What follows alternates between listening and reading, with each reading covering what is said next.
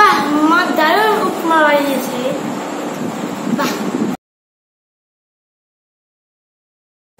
Hello everyone, good evening. আজকে evening থেকে ব্লগটা শুরু করছি। ব্লগ বলতে এই ব্লগটা খুব বেশি বড় হবে না। তো তোমরা সবাই কেমন আছো বলো, আশা করছি আমাদের অনেক অনেক ভালো আছে। তো আমি সন্ধ্যা সব দিয়ে নিলাম, দিয়ে তারপর ভাবলাম যে আসবো একটু ফ্রি হয়ে তোমাদের সঙ্গে একটু কথা বলতে আসবো।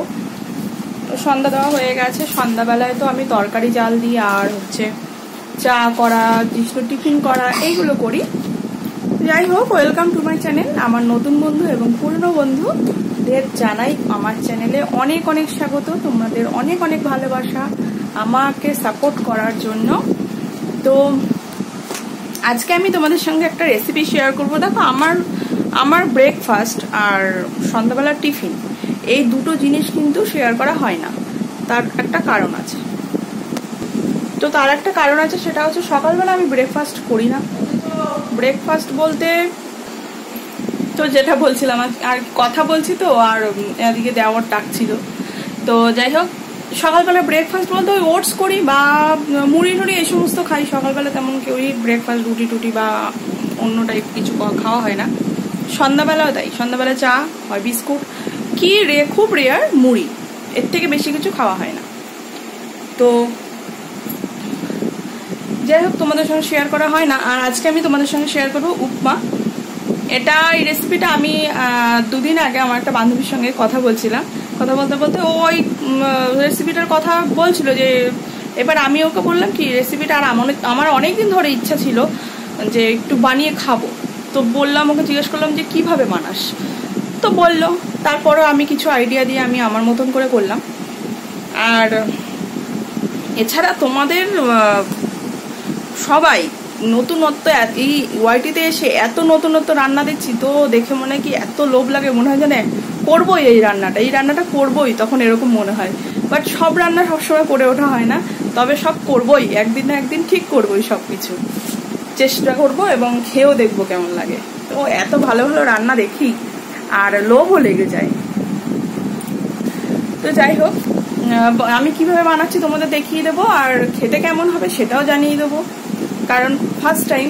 আর অনেক সময় ফার্স্ট টাইম যেটা করা হয় সেটা কিন্তু ভালো হয়, অনেক সময় খারাপ হয়।